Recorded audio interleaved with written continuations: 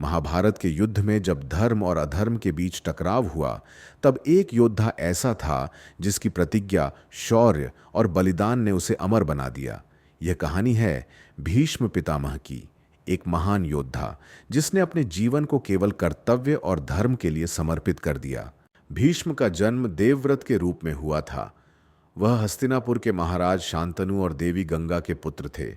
उनका पालन पोषण स्वर्गीय ज्ञान और शिक्षा के साथ हुआ।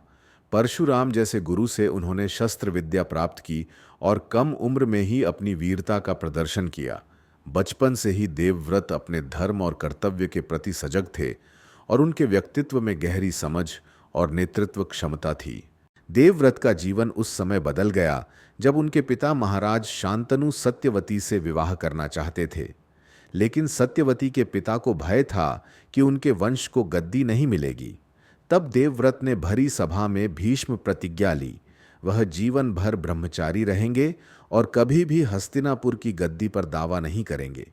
उनकी इस प्रतिज्ञा ने उन्हें भीष्म पितामह बना दिया।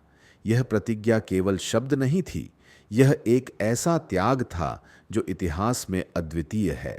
भीष्म न केवल एक प्रतिज्ञा के पक्के थे, बल्कि एक अद्वितीय योद्धा भी थे। उन्होंने अनेक युद्ध लड़े और अपने पराक्रम से शत्रुओं को परास्त किया। महाभारत के युद्ध में उन्होंने पांडवों और कौरवों दोनों के प्रति समान निष्ठा रखी। हालांकि वह कौरवों की ओर से लड़े क्योंकि वह हस्तिनापुर के प्रति अपने धर्म को निभा रहे थे। उनकी गदा और बाणों की शक्ति अजेय थी। भीष्म को वरदान प्राप्त था कि वह अपनी इच्छा से मृत्यु का चयन कर सकते थे। जब अर्जुन ने शिखंडी की सहायता से उन्हें बाणों की शैया पर गिराया, तो भीष्म ने मृत्यु को तब तक स्थगित किया जब तक युद्ध समाप्त न हो गया। वह अपनी अंतिम श्वास तक अपने कर्तव्य के प्रति समर्पित रहे। यह उनका कर्तव्य और बलिदान था जिसने उन्हें अमर बना दिया। भीष्म पितामह की कहानी हमें यह सिखाती है कि सच्चा योद्धा वही है जो अपने धर्म, कर्तव्य और सत्य के मार्ग पर अडिग रहे।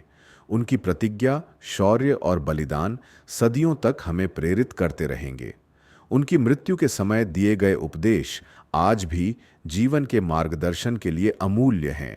यह कहानी थी भीष्म पितामह की, जो इतिहास में अमर हैं। अगर आपको यह वीडियो पसंद आया हो तो इसे लाइक, शेयर और सब्सक्राइब करना न भूलें। अगले वीडियो में हम लेकर आएंगे एक और प्रेरणादायक गाथा।